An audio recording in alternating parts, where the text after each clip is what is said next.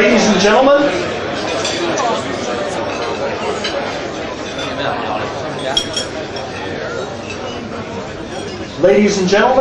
welcome to the Foreign Correspondents Club. Thank you all for coming. We have a full capacity crowd for our guest today, but first, as always, a couple of housekeeping notes. First of all, everybody please at least mute and preferably turn off your cell phones. If everybody pulls them out at the same time, nobody should be shy about doing it. And please take a look, make sure it's muted or preferably turned off. That's particularly good since we've got a number of television cameras here. We don't want noise in the middle of Mr. Bolton's remarks. Second of all, I'd like to tell you about two upcoming events that we have. On Wednesday of next week, we have Malu Mangajas. She is the Executive Director of the Philippine Center for Investigative Journalism. She's speaking on a very sad and important issue, which is the number of murders of journalists in the Philippines. It has now become the world's second deadliest place to work as a journalist, trailing only Iraq. So I hope as many of you as possible will sign up for that on your way out. That one is not yet full. Next, we have a prominent businessman whom many of you may know coming to speak to us on the 20th. That's Tuesday. And that is David Eldon. Many of you probably know him. He was the chairman of the HSBC Asia, spent much of his career in Hong Kong, although he was also in Malaysia and the Middle East. And he'll be giving his perspectives and insights into what's going on in the current financial crisis. With that, I'd like to introduce Mr. John Bolton. He was the Undersecretary of State for Arms Control from 2001 to 2005. He was the United States Ambassador to the United Nations, 2005-2006. He's also a well-known lawyer, having worked at Covington Burling and now at Kirkland Ellis, and he's also a senior fellow at the American Enterprise Institute. With that, I'd like to give you Mr. Bolton. Thank you.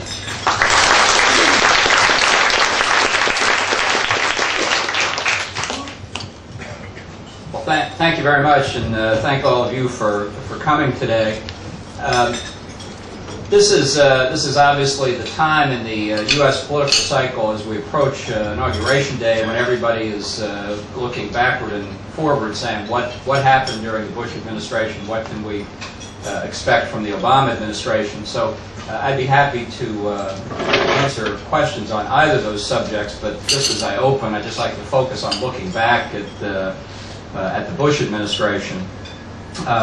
In answer to the question, where do you think history will place the Bush administration, I try always to refuse to answer, because I think it's a fool's errand to predict what historians are going to say next month or 50 years from now or 100 years from now. But I think you can look back and ask, what was it that the administration did right in our current context, and what did they do wrong? And I'm obviously going to focus on the foreign policy, national security area. I think the most important thing about the Bush administration was the President's response to 9/11. It was the single most important event of his administration, or I think the single most important event since the collapse of communism. And I think both the personal leadership that he displayed and the international leadership he displayed was very important for the United States, and the policies that he put in place that, let's be clear, have prevented another such terrorist attack on American soil since then. That was the principal mission that he gave himself. He felt that on his watch, America had been attacked, and he was determined not to let it happen again. And with less than 2 weeks to go, he has succeeded in that mission. Whether that record will continue going forward, I think, is very much up in the air, because I think that the war paradigm that Bush put in place to deal with international terrorism was a dramatic change from the law enforcement paradigm that had been in place in the Clinton administration and before, and perhaps from the return of the law enforcement paradigm that we might be about to see. Now, in specific response to 9/11, Bush ordered the military action in Afghanistan that overthrew the Taliban and that confined al-Qaeda to a very narrow band of territory on the border with Pakistan. That seems to me to be an unequivocal success. It's certainly true that, that Afghanistan today does not represent a model of efficient central government, which means it's pretty much like every other Afghan government in the past 500 or 600 years. But the removal of the Taliban, the removal of that safe haven was an incredibly important event. And I believe that the second decision, the overthrow of Saddam Hussein, was a significant step in strategic protection for the United States and the world as a whole, removing from power somebody who was a continuing threat to peace and security in the Middle East and indeed the world as a whole, somebody who had used weapons of mass destruction against neighboring countries and against his own people, and who undoubtedly, once free of UN sanctions and UN weapons inspectors, would have reestablished his WMD capabilities. One small fact that doesn't get a lot of attention is that during all of the years after the first Persian Gulf War, Saddam Hussein kept together a cadre of about 1,000 nuclear scientists and technicians. He used to call them his nuclear mujahideen. These were the people with the intellectual capability to recreate the nuclear weapons program. So while it's true that roving bands of UN inspectors couldn't find operating centrifuges, the fact was that Saddam had retained the ability to recreate that program at a moment of his choosing. Not only did we eliminate the threat that Saddam posed, but we had the important collateral benefit that Muammar Gaddafi concluded that he might be next. An erroneous conclusion, but a very important one, because looking out for number one, he decided that he would rather remain in power even if it meant giving up his nuclear weapons program. And indeed, the decision by Libya to give way on that was a further important step in helping us unravel the AQ-Con network, because while we used it in the first instance to open up the possibility with Libya, Libya also gave us significant information that we used down the road. Now, obviously, in the years after the overthrow of Saddam Hussein, the situation in Iraq deteriorated to a very significant degree. And that led many people, not least of whom was the majority leader of the Senate, Harry Reid, to say the war in Iraq is lost. This is, in my view, a generational phenomenon that baby boomers and others of that ilk have based on Vietnam. Once a war starts going badly, it inevitably leads to complete failure. We've seen in Iraq with the surge policy that inevitability is not, in fact, the case. I don't know how Iraq will turn out, but I think the Iraqis now do have an opportunity to decide if they want one country or three, and we have helped produce that. What happened between the overthrow of Saddam and the launch of the surge policy, which I think every close observer appreciates was something that came from Bush himself, what happened in the meantime, in the interim, was the interplay of personalities and agencies in the administration that also characterized a great many other foreign policy decisions, and that I think revealed one of the administration's greatest weaknesses.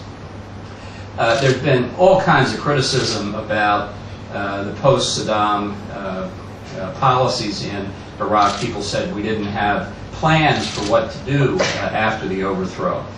We didn't follow through on them.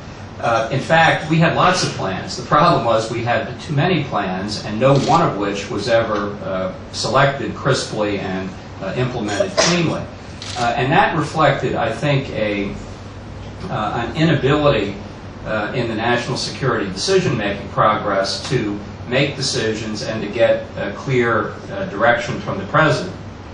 I think that's largely due to the national security advisor at the time and the policies that she pursued, a constant searching for bureaucratic compromise rather than identifying differences and serving them up to the president for decision making.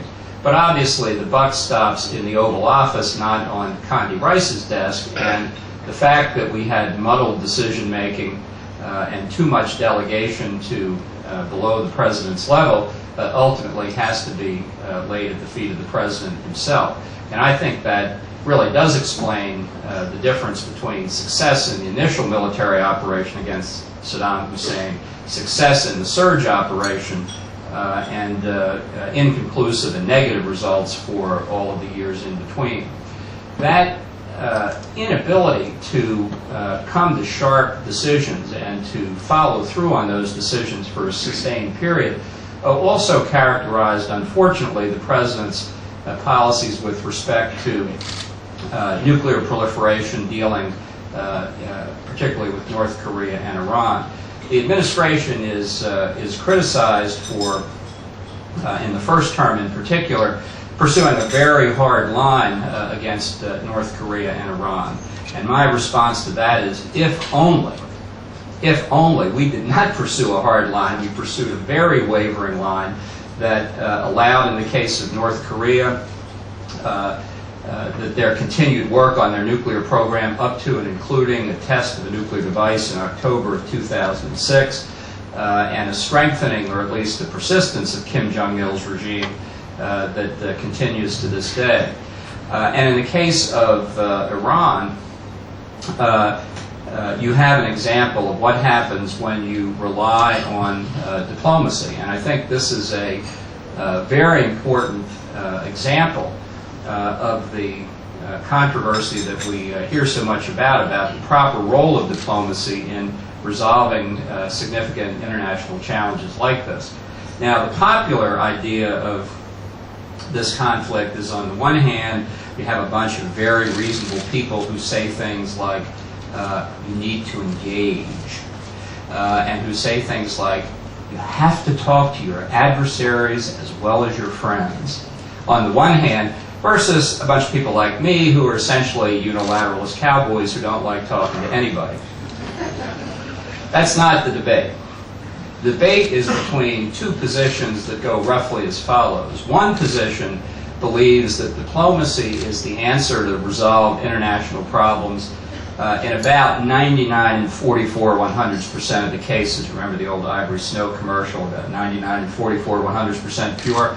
That's one position. That happens to be my position. That position stands in contrast to the view that diplomacy is the solution in 100% of the cases. That's the position that has the obsession and the misperception about what diplomacy can accomplish. And Iran illustrates this very clearly.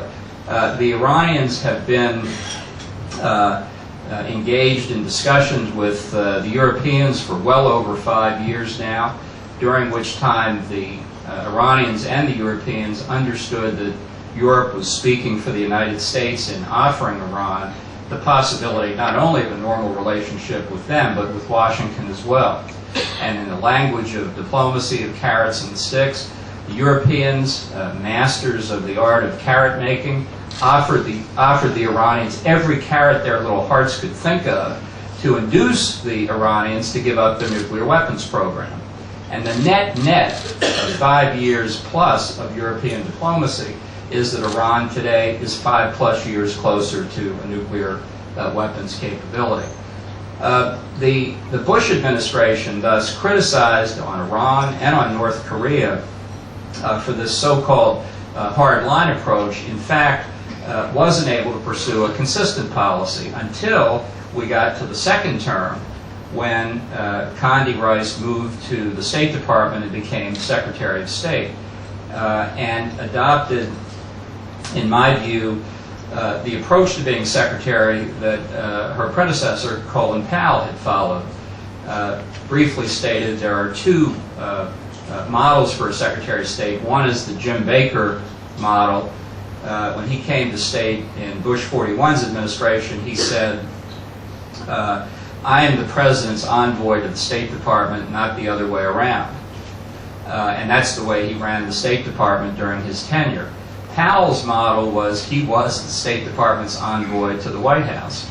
And in the first term, that caused him a great deal of trouble. When Condi Rice came to the State Department, I predicted personally she would follow the Baker model.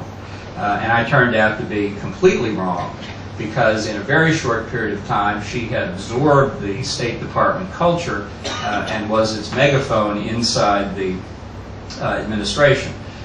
In short, the opposite of the Baker model. But because she had the president's ear, because of his trust and reliance on her, her policies have prevailed throughout.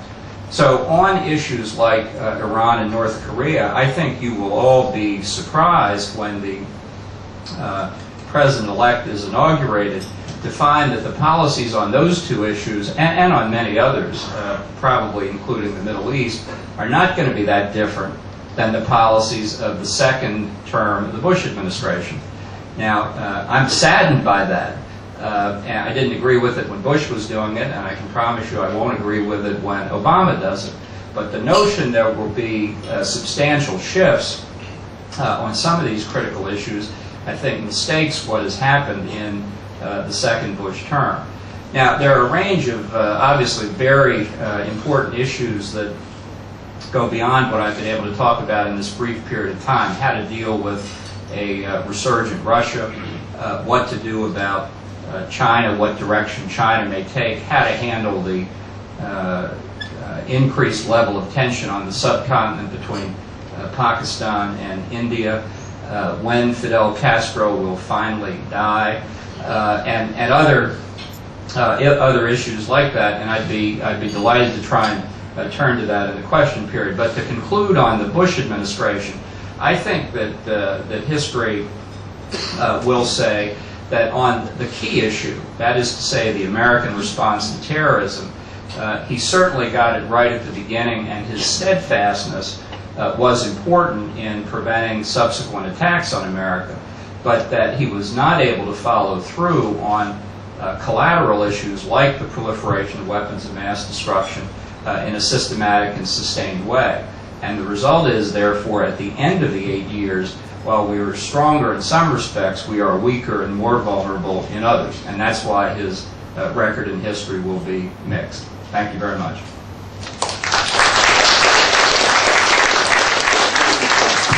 So I think I'm going to come back over here and sit down and drink my coffee and answer questions. Is that right?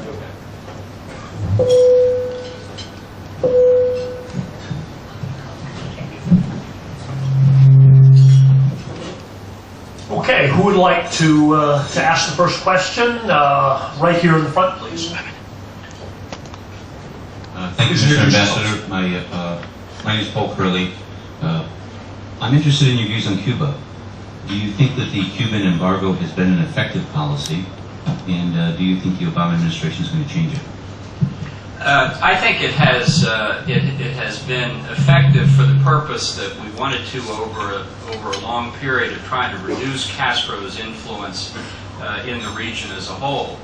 I think that the great tragedy is that the Bay of Pigs failed and we didn't overthrow him in the early 1960s.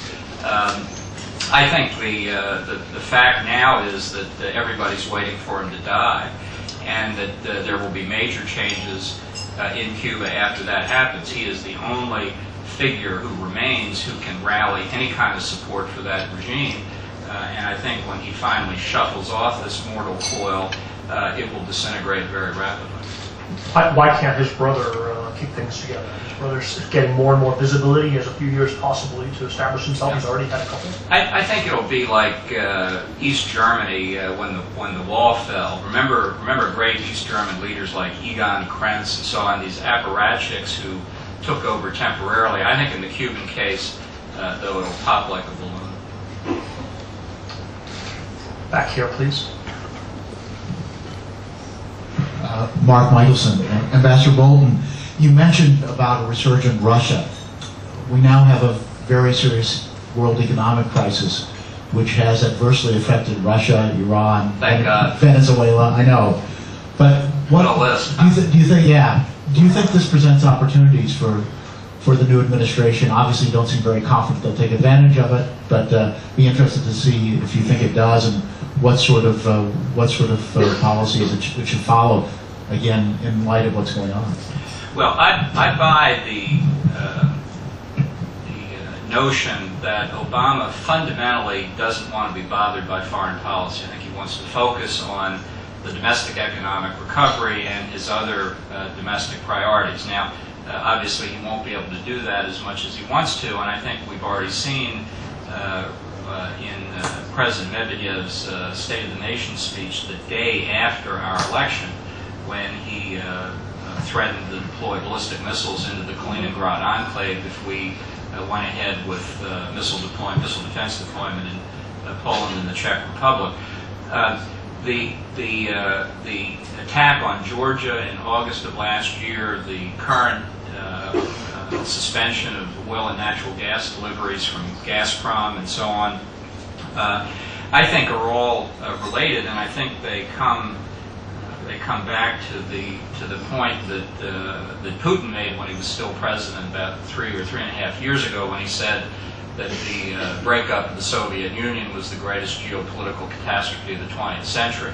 I at least thought it was a great way to end the 20th century, but that's obviously not the dominant view in Moscow. And it could be that all of these things are connected to an effort by Putin and the Russian leadership not to recreate the territory of the Soviet Union, but to establish Russian hegemony in that space.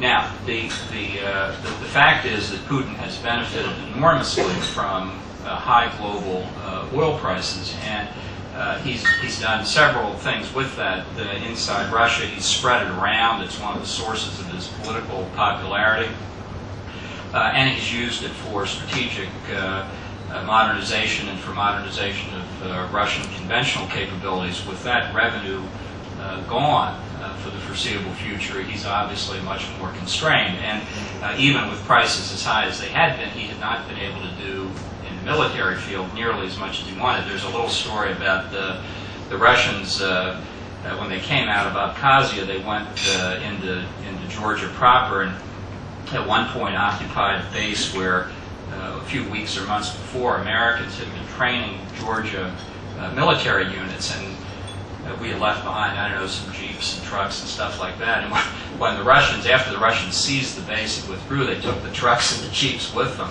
because they were so much better than theirs. Now, when an army is doing that, you know that that army's still got significant problems. And that's why I do think that the reduction in oil prices is significant. But even after the price has fallen, the Gazprom threats to Europe and so on are obviously not being done independently of the Kremlin. And so I don't think that the economic constraints that Putin faces change his strategic objectives. They certainly will hamper him in the near term, and I think we ought to try and take advantage of that. Tom Mitchell. Ambassador Bolton, President Bush initially seemed inclined to take a strategic competitor approach vis-a-vis China, and that inevitably moderated after 9/11, having to deal with North Korea. Do you think that original instinct was right? I don't know what the right answer to that question is, because I don't think we know what direction China's going to go in. I think there's one scenario, much beloved by American business people, of the peaceful rise of 20 or 30 years of so far of nearly unimpeded economic growth. And if you extrapolate from the last 20 or 30 years, it looks like unimpeded economic growth and more powerful China on into the future.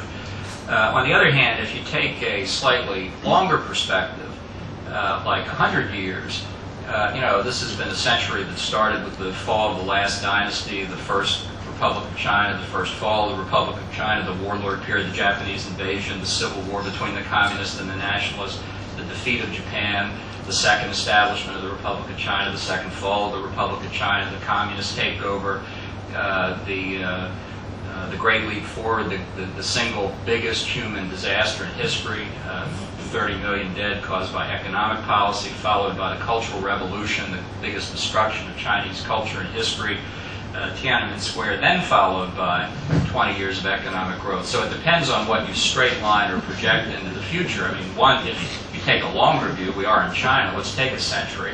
A projection of the last century is a century of radical discontinuities. I have no idea which is the better predictor, and I think for the American president, the responsibility should be, in whatever limited way he can, to try and move China in the continued direction of the peaceful rise. But I think we have to be clear our influence is limited, and see what happens in China. I would be worried if that I couldn't predict with more certainty what the future of China would be. I would be worried, except I don't think the Chinese can predict it any better than we can. Over in the corner here. Oh, on the veranda. I'm sorry, I couldn't tell which way you were pointing. I'm sorry. Hi, To Han Chi, a reporter from the South China Morning Post, although you can't see me. Mike Chinoy, a former CNN reporter, wrote this book about North Korea, where he basically effectively puts the blame on hardliners like Mr. Bolton for escalating the nuclearization of North Korea. Mike Chinoy infers in his book that if officials like Mr. Bolton had not taken such a hard line, North Korea's nuclear program would not have been so advanced. And actually, Condoleezza Rice was much more moderate. Why say that to that, Mr. Bolton? He's right. I talked to him about that book, and I had a lot of respect. I have a lot of respect for him as a reporter and so on. But I think he has bought the conventional wisdom that North Korea can be talked out of its nuclear weapons program, and I simply don't believe that will happen. I don't think there is anything that we can offer Kim Jong-il that will get him in an honest way to give up his nuclear weapons program. I think he sees the nuclear weapons as a trump card against us, against Japan, against South Korea, really within North Korea itself. I think he is perfectly happy to negotiate about giving up the nuclear weapons program. I think he's perfectly happy to commit to giving up the nuclear weapons program. By my count, he's done it 4 times in the past 16 years. The only problem is when you get to the point of actually giving it up, he can't seem to get over that last little hurdle. And it's because he wants and has achieved the best outcome from his perspective, which is keep the nuclear weapons program and extract tangible economic and political benefits from the U.S., Japan, and South Korea that help prop up the regime, which is obviously his biggest goal. So I think the idea that you can trust the North Koreans when they make a commitment to giving up the nuclear weapons capability is a huge mistake, and I think we've been pursuing that policy for over 5 years. I think it's failed. I think it will continue to fail. I think what we need is greater pressure from China, which is the only country that can really affect North Korea, supplying 80 to 90% of its energy needs. I think China doesn't want North Korea with nuclear weapons any more than the United States does. But I think China is worried that if they apply too much pressure to the regime in the North to get them to give up nuclear weapons, that they'll collapse the regime. And then they'll have a reunified Korean peninsula, and they don't want that. So in a very understandable human reaction, fearful of applying too much pressure, they don't apply enough pressure at all. And therefore, North Korea keeps its nuclear weapons program, which is not in China's interest any more than it is in ours. Front here. My name is Angus Forsyth. Do you think that the emergence of the Chinese Navy into international waters and the announced intention to build an aircraft carrier represents a significant issue for the American control of the high seas? I think it represents a significant enhancement of Chinese capabilities in the waters near to China, up to and including Taiwan. I don't think it's yet a threat way out into the blue water, although it's obviously a step in that direction. And I think that's one reason why finding greater stability in the cross-straits relationship is going to be important. I would worry, if I were on Taiwan, I would worry that in a China where the People's Liberation Army has a larger political role and that threatens Taiwan in an Obama administration, that they might not get the same reaction that they got during the Clinton administration. So I think this should be a very high priority in the next administration, but whether it will be or not, I don't think you can predict at this point. Francis. Francis Moriarty, RTHK. As you don't sound very optimistic about the approach or interest that the incoming administration is going to have in foreign policy, I'm wondering where you think its first major blunder might be. And I'm wondering There's so much to choose from. And to offer you a possibility, I wanted to ask you what you think approach they will take, would take, should not take towards what's happening in Gaza. Yeah. This is a good example of the difficulty of predicting what the Obama administration will do, since the range of positions that are open to him is so broad, unconstrained by what he has said in the campaign or in his prior 4 years in the U.S. Senate. And he just made a statement the other day that wasn't very illuminating on that point, and that actually cuts against the priority I think he has to domestic policy, because he said after January the 20th he's going to be very engaged in it. So I don't, I think it is always a risk for new administrations that say to themselves, boy, if I could just get in there and talk to these people, I could solve this problem.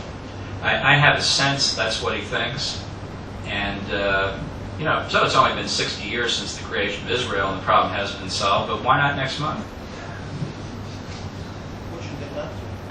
I think that they should let Israel finish what it plans to do to Hamas, because I think sometimes in military struggles there ought to be a winner and a loser. The one in the back here, please. Thank you. My name is Rachel Cartland. Okay, sorry. We can hear it. Yeah, good. That's some sort of feedback from that. Ambassador Bolton, you made a very, it seemed to me a very impressive point in your presentation about the way baby boomers react to Iraq, shadowed by their experience or reaction to what had happened in Vietnam. And I can certainly relate to that, being from that age group. So I'd like to ask you a personal question, if I may. What was your own personal experience of the Vietnam War, and how did that affect your subsequent intellectual development and thinking about these? Yeah.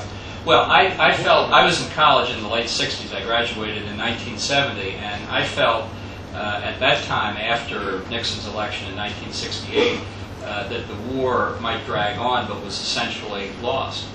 And my feeling, as everybody of college age did at that point, was you had to make a decision what you were going to do with respect to the draft. And I joined the Army Reserves and served in the Reserves and the Guard for 6 years. I thought about whether that was the right thing to do, and I thought a lot about it, as kids in college did at that point. And I concluded that my going to Vietnam and dying in a rice paddy that Teddy Kennedy would more than happily have given back to the Viet Cong wasn't a good use of my time. And that's why I joined the Reserves. And I don't necessarily think that was the best decision I could have made, but it was a decision I did make. I consulted with my father, who was a D-Day veteran, about it. He thought it was the right decision, and that's what I did. And that was 39 years ago, and it's hard to look back now. Over here, please.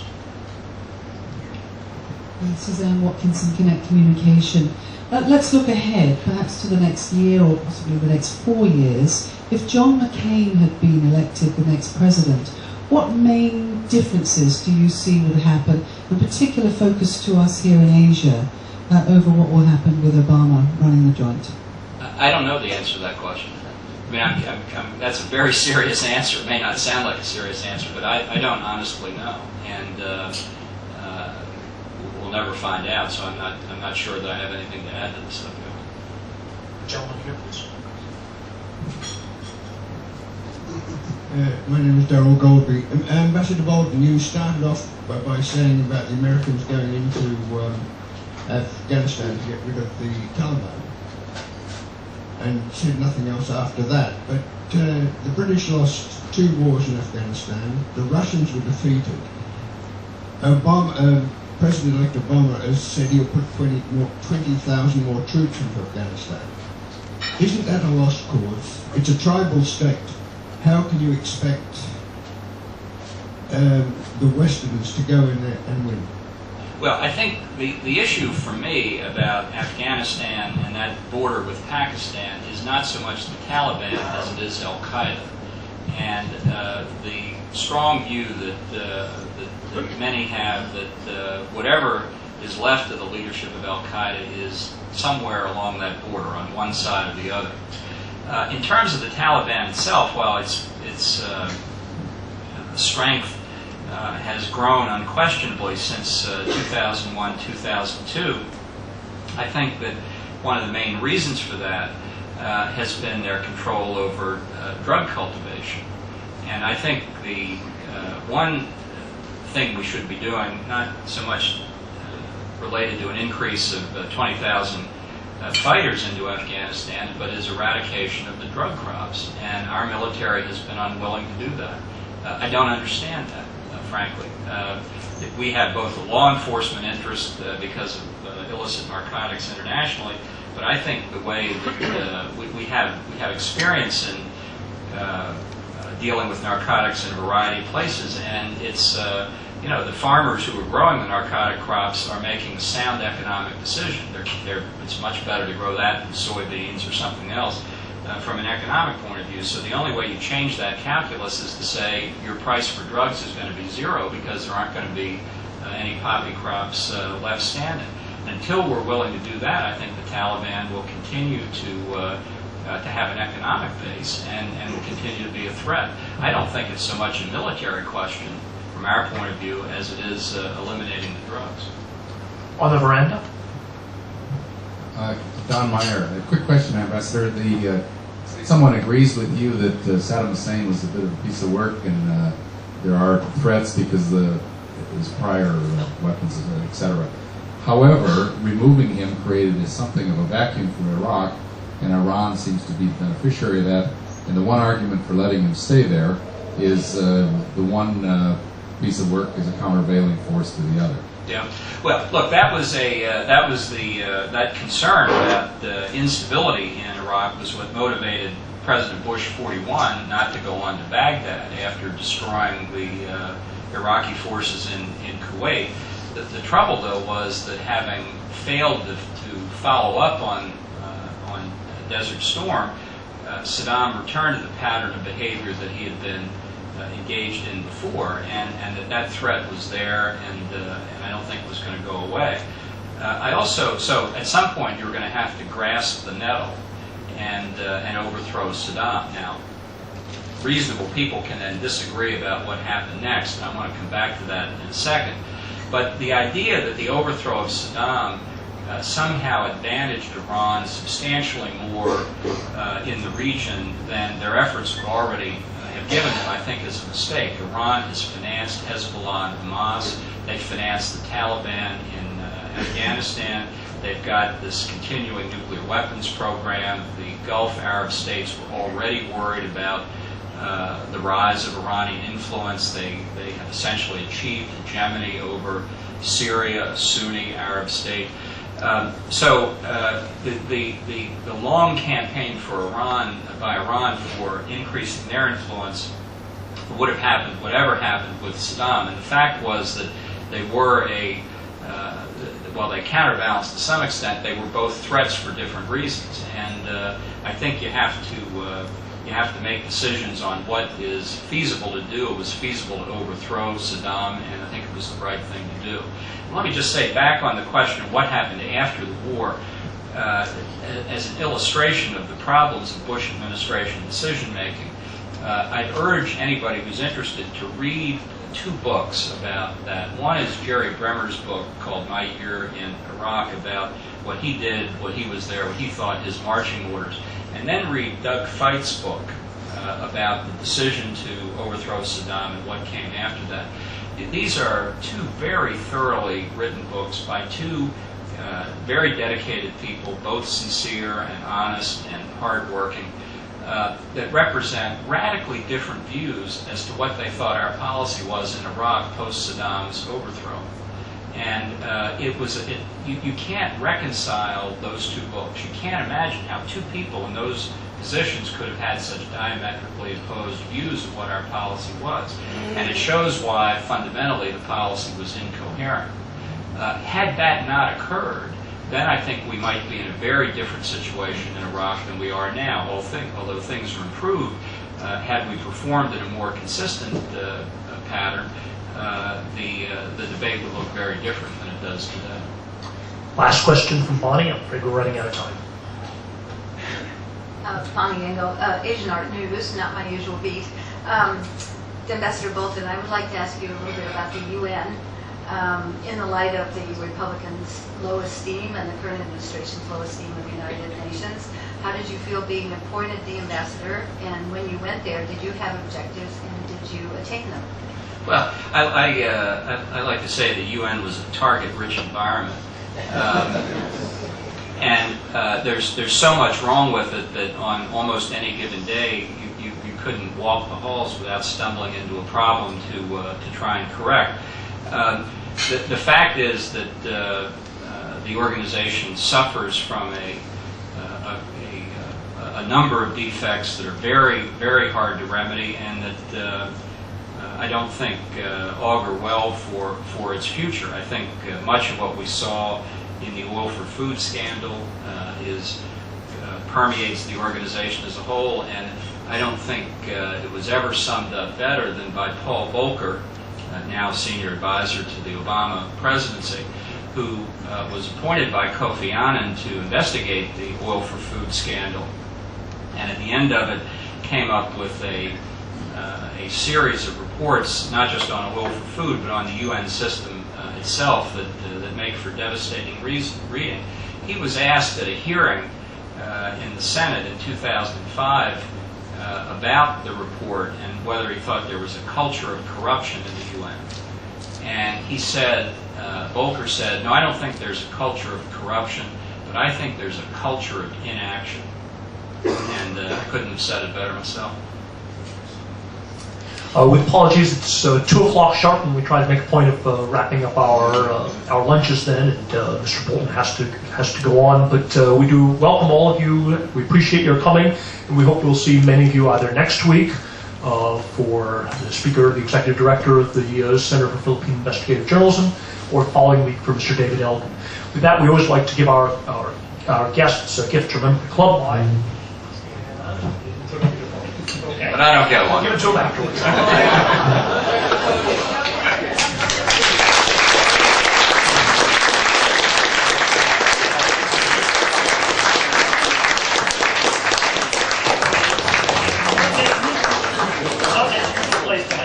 Here it is. Let me forget.